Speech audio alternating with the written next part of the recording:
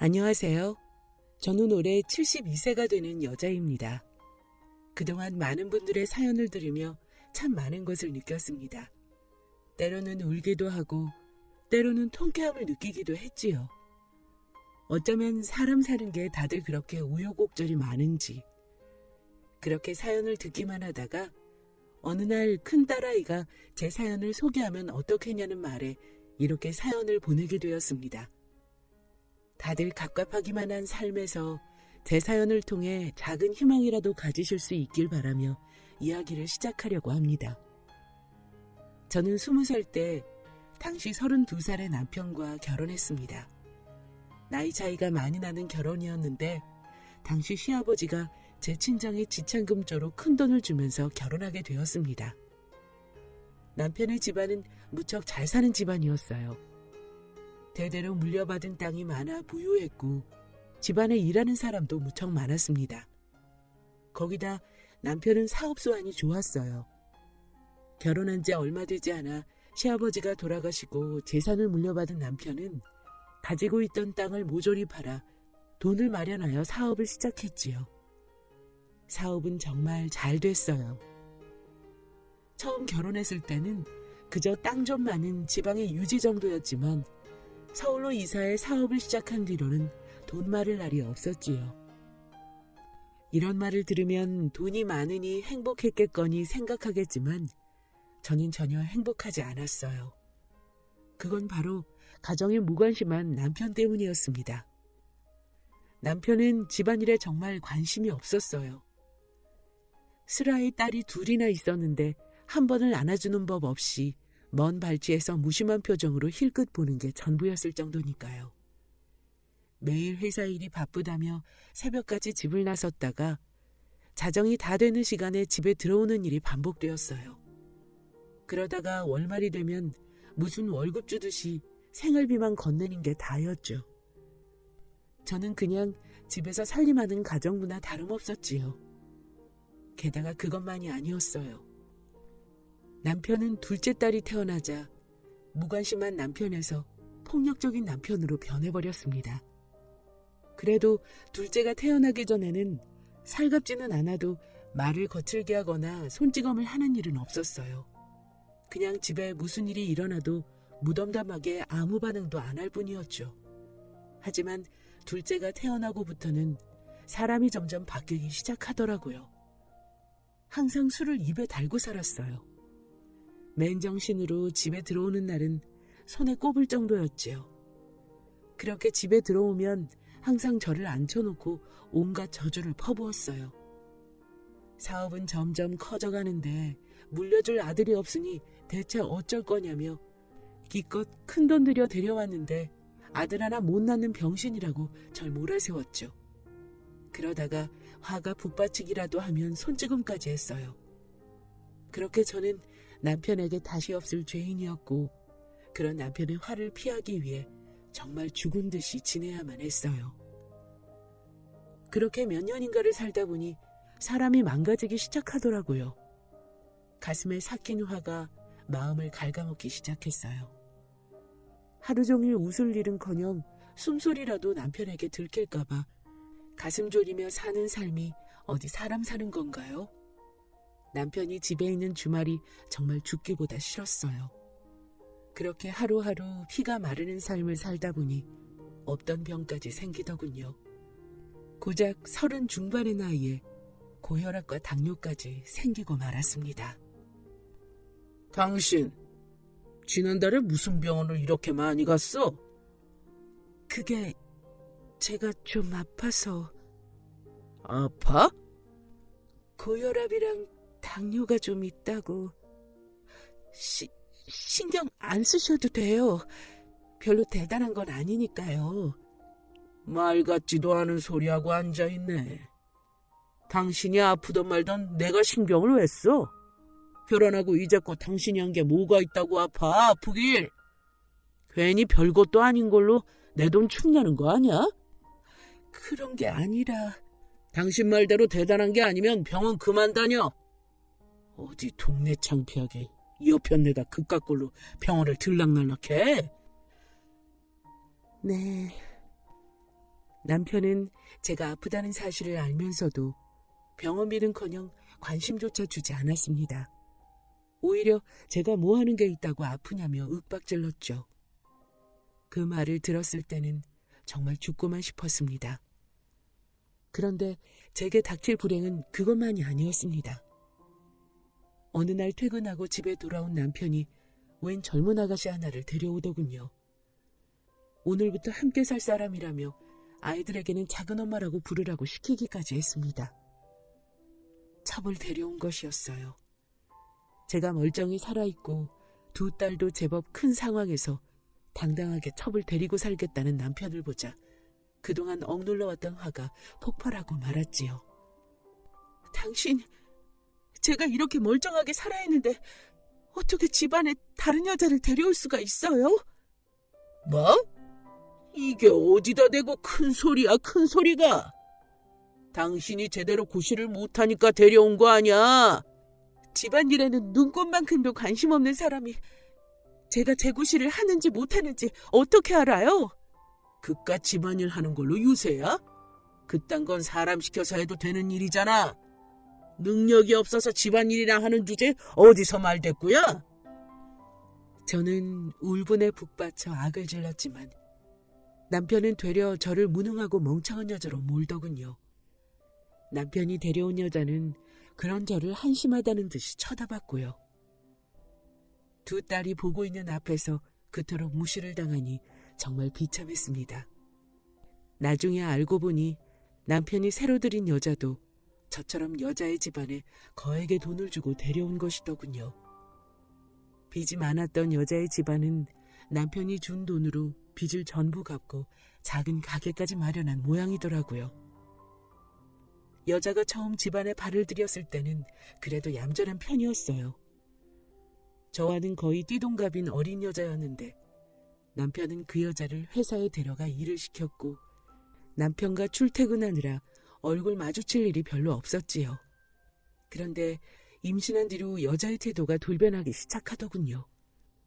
산부인과에서 뱃속의 아이가 아들이라는 것을 알게 되자 대놓고 집안의 주인처럼 행세하기 시작한 거지요. 게다가 남편도 혹시나 그녀와 아이가 잘못될까봐 애지중지했습니다.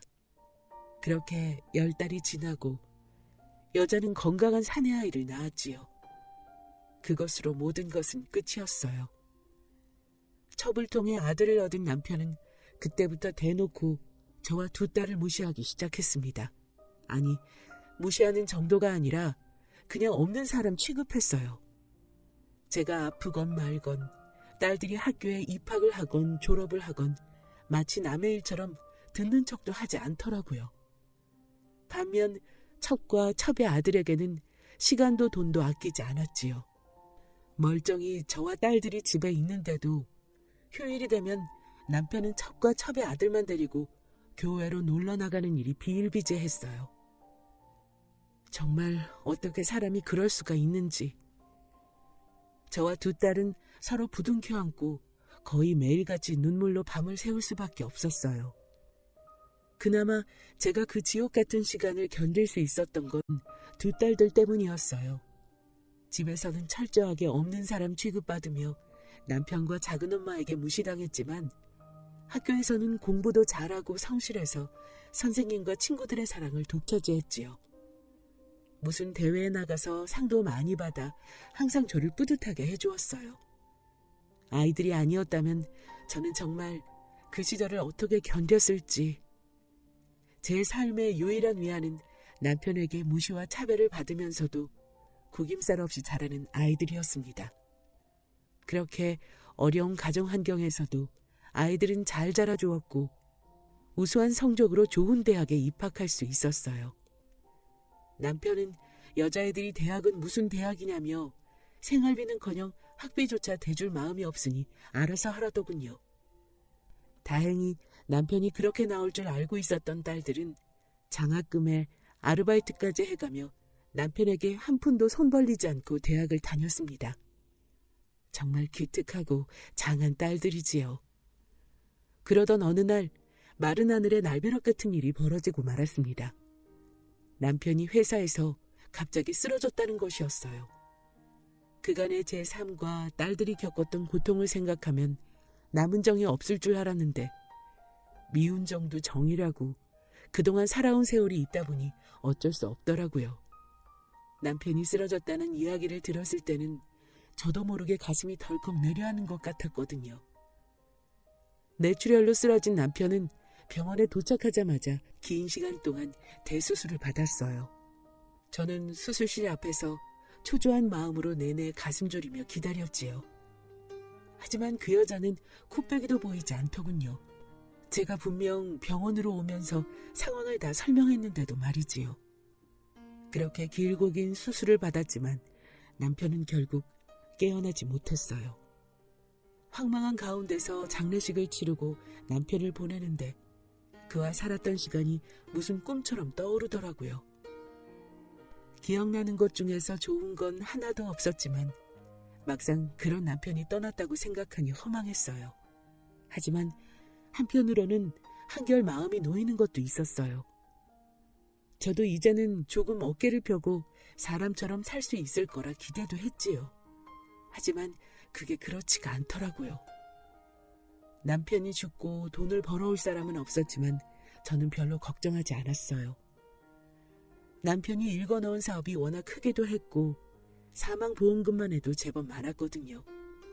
그것만 가지고서도 충분히 아이들을 결혼시키고 남은 제 인생도 살아갈 수 있을 정도였지요.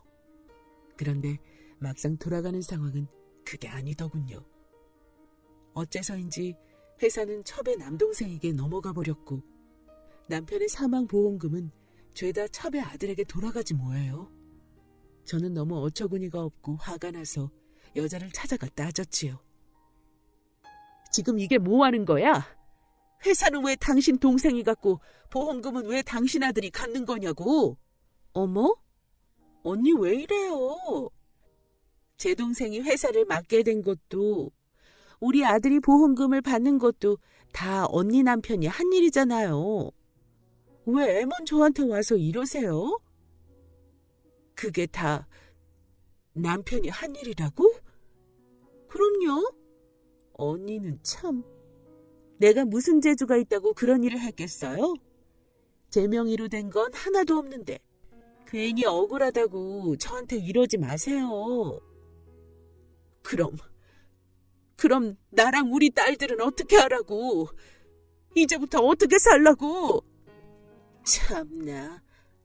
언니, 누가 들으면 졸지에 거지라도 된 줄 알겠네요. 언니 집은 있잖아요. 집값이 얼만데 저한테 와서 엄살이세요? 오히려 고작 사망보험금밖에 못 받은 제가 더 불쌍하다고요. 남편이 그랬다는데 정말 할 말이 없더군요. 그 빌어먹을 인간은 죽을 때까지도 저와 딸들에 대한 생각은 조금도 하지 않았던 거죠. 화가 끓어올랐지만 이미 죽은 사람에게 화를 낼 수도 없는 노릇이라 벙어리 냉가슴 앓으며 돌아올 수밖에 없었어요. 그렇게 남편이 떠나고 저와 딸들은 단 한 푼의 유산도 받지 못했습니다. 그래도 어떻게든 살아야 했기에 가족이 살던 집을 팔고 작은 집으로 이사해서 남은 돈으로 생활해야 했어요.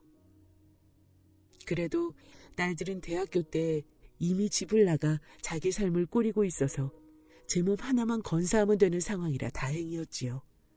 그래서 아주 약간의 생활비만 쓰고 집한 돈은 고스란히 남겨두었고 딸들이 대학을 졸업한 후 무사히 결혼까지 시킬 수 있었습니다. 남편의 첩 소식을 들은 것도 그 즈음이었어요. 알고 보니 여자는 처음부터 그녀의 동생을 이용해 야금야금 회사를 먹어갔고 남편이 죽기 얼마 전 아예 회사를 집어삼킨 것이더군요. 남편의 사망보험금도 남편이 든 것이 아니라 죄다 그 여자가 들어놓은 것이었어요. 남편이 죽으면 보험금을 죄다 자기 아들이 받도록 하기 위해서였겠지요. 남편은 그 여자와 여자의 동생이 꾸민 음모를 뒤늦게 깨닫고는 화병으로 쓰러졌던 것이었어요. 모든 사실을 알게 된 저는 잘나가는 변호사인 큰 사위에게 자초지종을 얘기했어요. 소송이든 뭐든 해서 그 여자에게 빼앗긴 저와 두 딸의 삶을 되찾고 싶었거든요.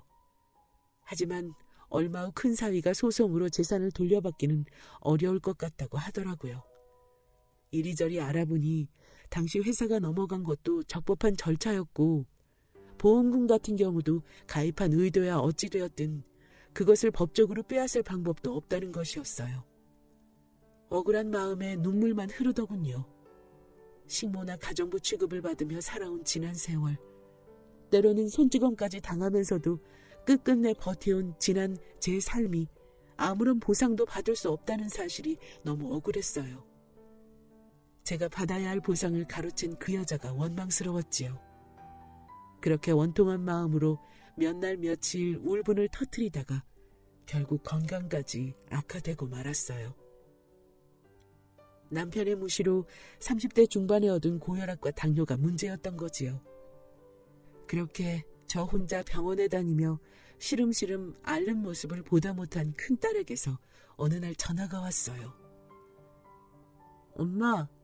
엄마 이제 나랑 같이 살자. 이제부터는 내가 모실게. 일 없다. 아들도 아니고 딸네 집에 무슨 염치로 얹혀 살겠니? 엄마는? 엄마 건강도 안 좋은데 어떻게 혼자도. 그렇게 혼자 있다가 무슨 일 생기기라도 하면 어쩌려고. 내 몸은 내가 제일 잘 안다. 30대부터 있었던 병이야. 이제 와서 이런 걸로 어떻게 되지 않으니 걱정하지 마라. 엄마, 제발 내 말 좀 들어. 남편한테도 이미 다 얘기해놨어. 남편도 엄마가 집에 계시는 게 좋대. 아이들도 외할머니 보고 싶어 한다고. 그러니까 고집 부리지 말고 같이 살자. 어? 평생 그렇게 고생하면서 우리 키웠는데 나한테도 효도할 기회를 좀 줘야지. 전화기 너머로 큰딸의 목소리를 들으며 펑펑 울었습니다. 남편 복은 없었어도 아들은 못 낳았어도 딸만큼은 정말 잘 키웠구나. 어려운 가운데서도 정말 잘 자라주었구나 하는 생각이 들었죠. 고통스러웠던 지난 삶에 돈으로는 보상받지 못했지만 자식으로 모두 보상받은 기분이었어요. 그 후로도 저는 거듭 따로 살겠다고 했지만 나중에는 아이의 큰 사이와 손자들까지 데리고 와 설득하는 큰딸을 이기지 못하고 이사를 하게 되었지요.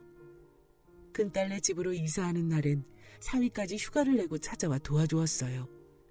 할머니 혼자 사는 집인데도 무슨 짐이 그렇게 많은지 손이 많이 필요하더라고요. 옛날부터 뭐 하나 생기면 쉽게 버리지 못하는 성격 탓에 오래된 물건들이 많았는데 큰딸과 사위는 모두 버리라더군요. 저는 아직 쓸만한 가전제품이나 세월이 묵은 그릇들은 가져가도 되지 않겠냐고 했지만 큰딸은 필요하면 새 걸로 살 테니 남편과 인연 있는 물건은 죄다 버리라더군요.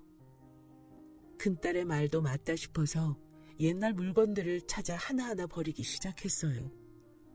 그런데 창고처럼 쓰던 작은 방구석에서 낡은 상자가 하나 나오더군요.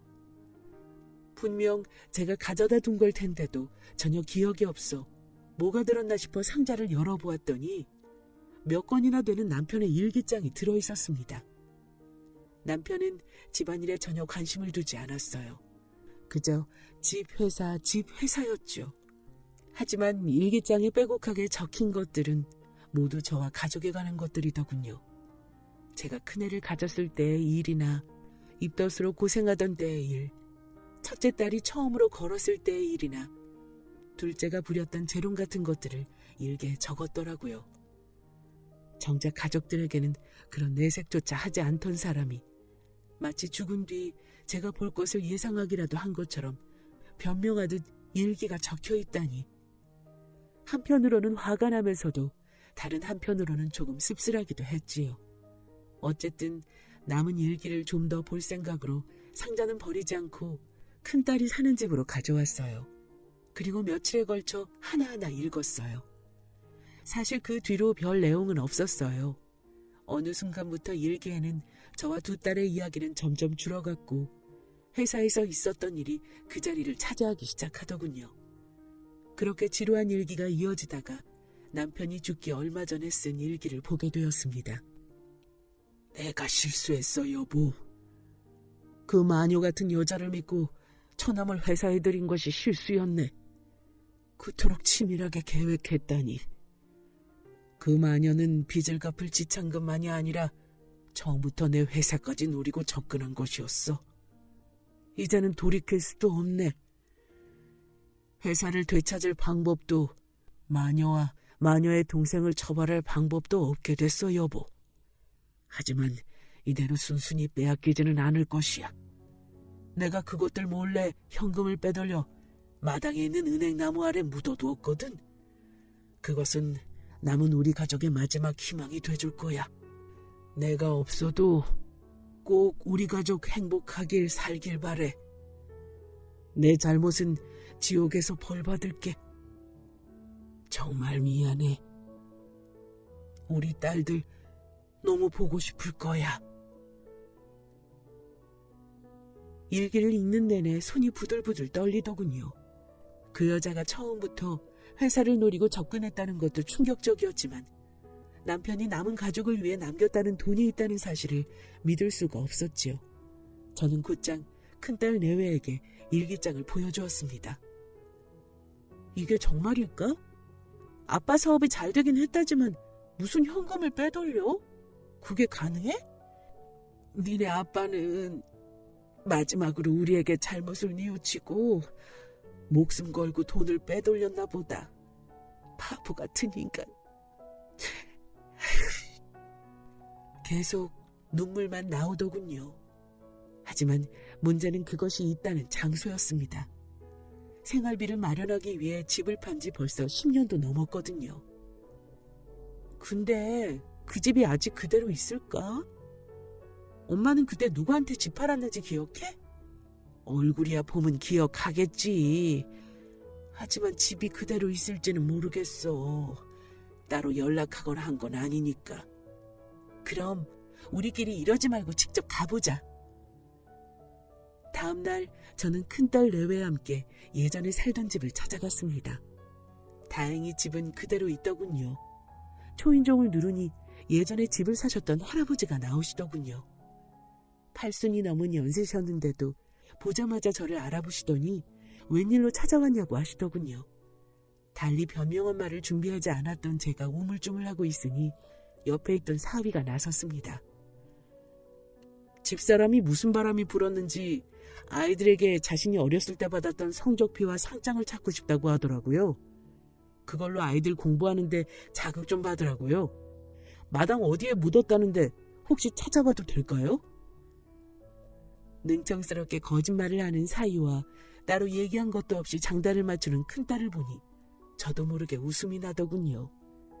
두 사람의 거짓말에 할아버지는 편히 찾으라며 삽까지 내어주시고는 안으로 들어가셨고 우리는 곧바로 현금이 묻혀있다는 은행나무 아래를 뒤지기 시작했습니다. 사위는 삽으로 땅을 파고 저와 큰딸은 가져온 호미로 주변을 팠지요. 하지만 남편이 숨겼다는 상자는 나오지 않더군요.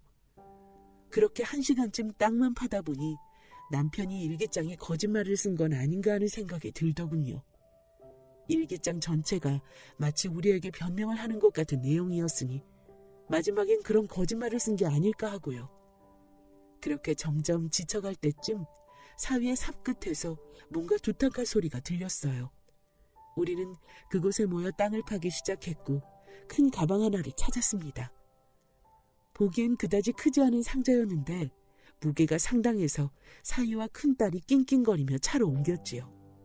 그 사이 저는 마당을 정리하고 할아버지에게 감사 인사를 한 뒤 큰딸 내외가 기다리고 있는 차로 돌아왔습니다. 저희는 그 가방 속을 열고 놀라서 뒤로 넘어질 뻔했습니다.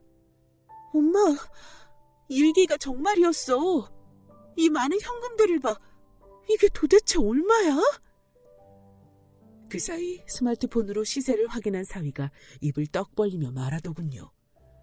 장모님, 딱 봐도 20억은 좋게 넘을 것 같은데요. 사위의 말을 듣는 순간 저도 모르게 눈에서 눈물이 주르르 흐르더군요. 그런 저를 큰딸은 아무 말 없이 꼭 안아주었습니다. 온갖 멸시를 당하며 살았던 지난 세월, 그렇게 저를 괴롭히던 남편이 죽은 다음에야 드디어 보답하는구나 하는 생각이 들었어요. 그렇게 불행하기만 하던 제 인생에 갑작스러운 행운이 찾아왔어요. 저는 여생을 살아갈 약간의 돈만 남기고 모두 두 딸에게 공평하게 나눠주었지요. 그렇게 행운이 찾아오자 덩달아 건강까지 좋아져서 큰딸의 집을 나와 따로 살게 되었어요. 물론 자신들이 자주 찾아올 수 있게 같은 아파트에 살게 되었지만요. 그렇게 어려웠던 저와 두 딸은 스스로의 노력과 뜻하지 않은 행운으로 남부럽지 않은 삶을 살게 되었어요. 저의 지금껏 살아왔던 인생을 생각하면 눈물만 나오고 한없이 한심하기만 하는데 이제는 제게도 행복이라는 게 찾아오는 걸까요? 제발 저도 나이 먹어도 여자로 살고 싶습니다. 모쪼록 제 사연을 통해 더 많은 분들이 삶의 희망을 갖게 되시길 바라며 사연을 마칩니다. 제 긴 사연 들어주셔서 감사합니다.